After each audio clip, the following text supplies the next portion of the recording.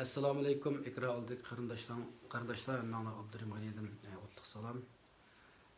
Bugun naq maydon suhbat qilishga asosiy sabab hozir butun dunyo miqyosida Xitoyning ishchi amtishida Urumchida 24 noyabr bo'lgan o't ofatida kuyib abad bo'lib ketgan 44 Uyg'ur qarindoshimizniki bu işlere yazıp dünyada bir küçük bir tesir qo'zg'adi. Bundan Xitoylar foydalanib Urumchi o't ofati erkinlab bordi. Bu haqida so'zimsakmi hammaylar bilamiz. Yana buniki piltisi, yana shu Uyg'urlar yoqdi desak bo'ladi. Endi buniki Xitoyning Uyg'urlarniki bu nimasidan foydalaniblarken dunyo xarakterlik hamma yerlarda sham yiqish orqali Urumchilik o't ofatida kuyib ketgan 44 qarindoshimizga motam tutish bahanasida endi buni oq qog'oz harakatiga aylantirib, harakati qilib dunyo xarakterlik kengaytirdi. Buning ta'sirini nihoyatda zo'r bo'layotdi, ko'rib turayotganimizdek. Unda bo'lgan hozir endi bizniki bu Uyg'urlar nimasini Xitoylar kontrol qilib, Xitoylar buni ipmangyotdi. Unda bo'lsa biz nima qilishimiz kerak degan bu nuqta mening qattiq diqqatimni tortdi. Chunki men bu bir qancha qatam faoliyat qilish jarayonida Xitoylar bilan keldi faoliyatimga paranglashdik, fikrlashdik degandek. Ham shu o't ofati munosabat o'tkazgan Amsterdam dam maydonidagi namoyishdimi Xitoylar keldi, Uyg'urlarga istash qilganini ifodaladi. Shundan keyin dunyo xarakterlik oq qog'oz harakati boshlanib ketib qoldi.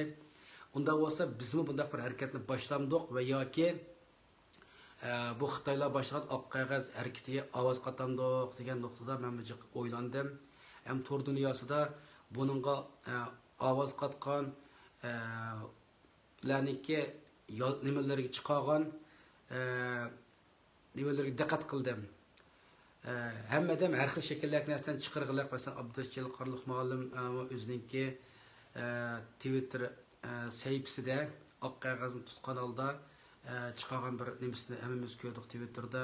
Uning keyinidan Sulaymon Go deb Amerikadagi bir tungan ziyolisi bor. Bu Uyg'urlarga istaşlik qildigan ham Uyg'urlarningki Sharq Turkiston mustaqillik qo'llaydigan birisi. Bu oq qog'ozga xat yozdi-da hamda mustaqillik deb. Ham buni yozgan Twitterda deydi, oq qog'oz oqbet qolmasligi kerak, buningga bir nechta so'zlar yozish kerak, mustaqillik deb bu narsani yozib e'lon qildi. Uning keyindan Kanadadagi Gulpiya xonimi o'zining Twitterda oq qog'ozga Sharq Turkiston, ya'ni Uyg'uriston mustaqilligi asli keltirish haqidagi bir narsalarni yozib buni e'lon qildi. Undan boshqa tor dunyosida yana boshqa e'lon qilganlar bor, men ko'mak hammasi ko'rib bo'lmadim.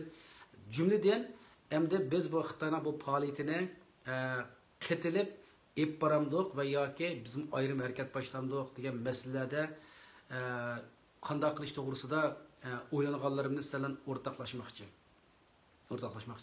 Endi hozirgi bizniki Sharq Turkiston mustaqillik harakati xalqaroning bir siyosiy sahnasiga chiqdi. Buni foydalanadigan taraflar nihoyatda Uyg'urlarning nimasidan foydalanyotdi. Endi biz davoni Sharq Turkiston mustaqillik harakatini o'zimizningki xalq o'zimizning yuguniga elib, o'zimizmi bu xalqaro atmosferadan foydalanib, o'zimizningki mustaqillik irodasini, Sharq Turkistonning mustaqillik irodasini shu oq qog'ozga ifodalash orqali bizim bu harakatga qatilamdik va yoki ayrimmandik. Ayrim bir harakat tashkillandik degan nuqtalarda o'ylanib beqib o'tgan o'ylab o'lishgan tunigining yag'ma Facebookda ham Twitterda bu vaqtda yozmalarni e'lon qildim. Xitoylar harakat boshlasa, butun dunyoda buni Xitoyning harakatini qo'llab aktiv ovoz qatgan Uyg'urlarimiz bor ekan. Ko'p bo'z, ko'pcha, oz bo'z, ozcha hamma g'arb davlatlarda hatto Turkiya butun davlatlar asosiyatlardan Uyg'urlar buningga harakatiga ovoz qatib sham orqali Urumchi o't ofatini istaşlık qilish nimasiga ovoz qatdi.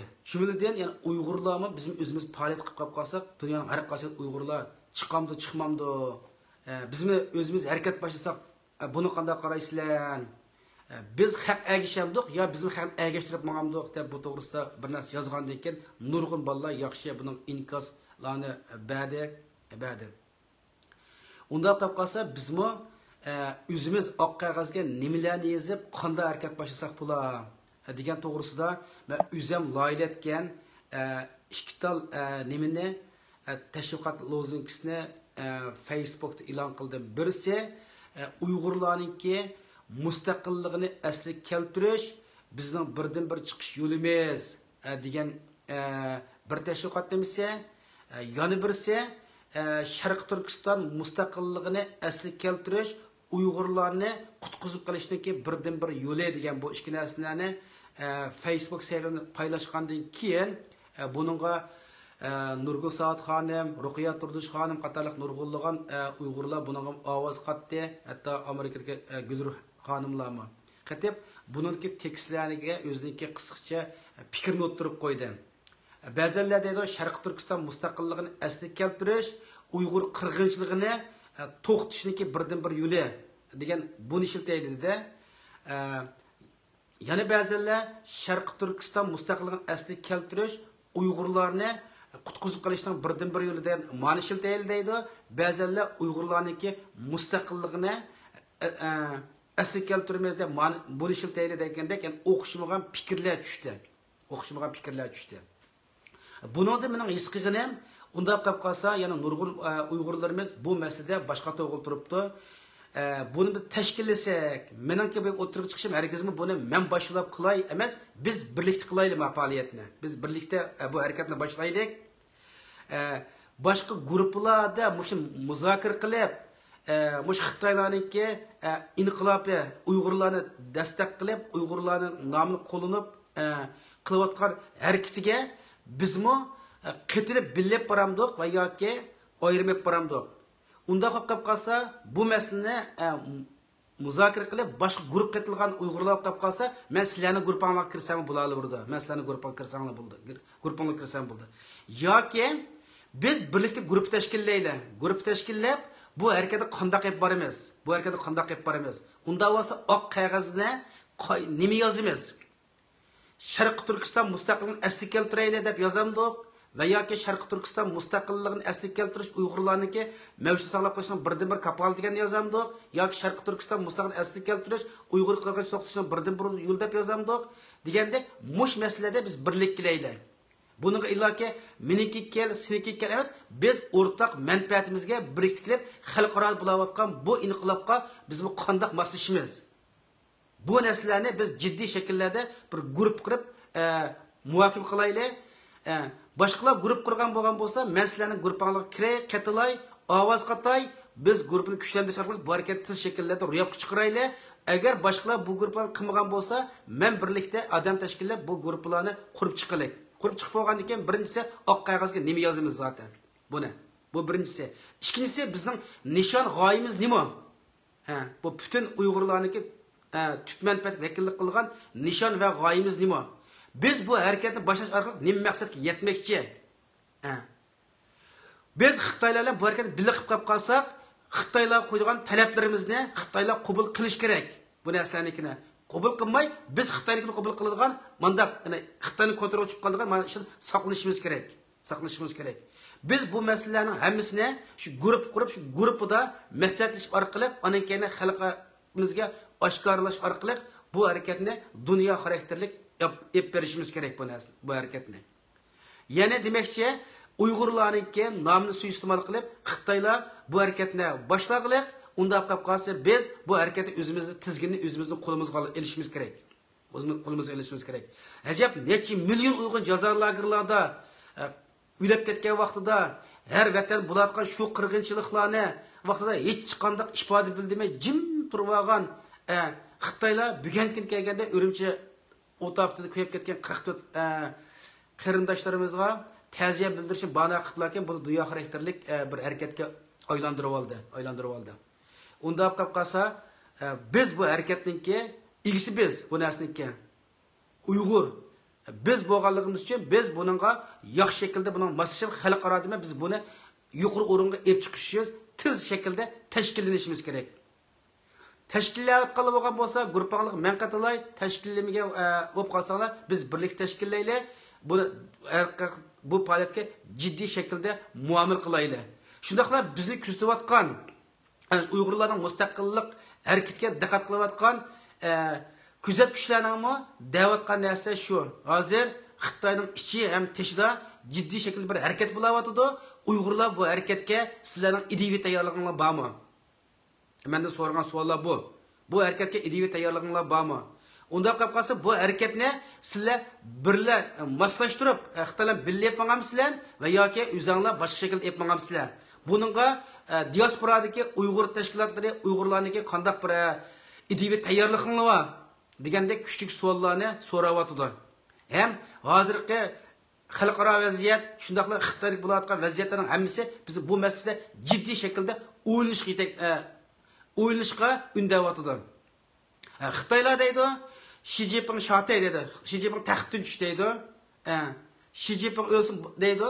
Xi Jinping taxtdan tushib qolsa, yana bir Xitoy kelib qolsa, yana bizning taqdirimiz o'zgarish olmaydi. Manjula og'dirildi, Gomindan keldi, Gomindanning mustamlikasida qoldi, Gomindandagi Gongsanning mustamlikasiga keldi. Endi Gongsandan yimirlish, hokimiyat almashish va yoki shu inqilobda Gongsandan butunlay vayron bo'lgan yana bir davr bo'lgich bir holatga kelyotdi. Unda bo'lganda biz nimaga tayyor? Biz dunyoga qanday signallarni beramiz? Bu masala biz Uyg'urlar diaspora jiddiy shaklda bir o'ylanadigan masala. Bu masalanikini. Shunga bizmi xalq o'zaro tashkillanib, sistemlik tashkillik ishida bu faoliyatlarni ro'yab olib chiqaylik.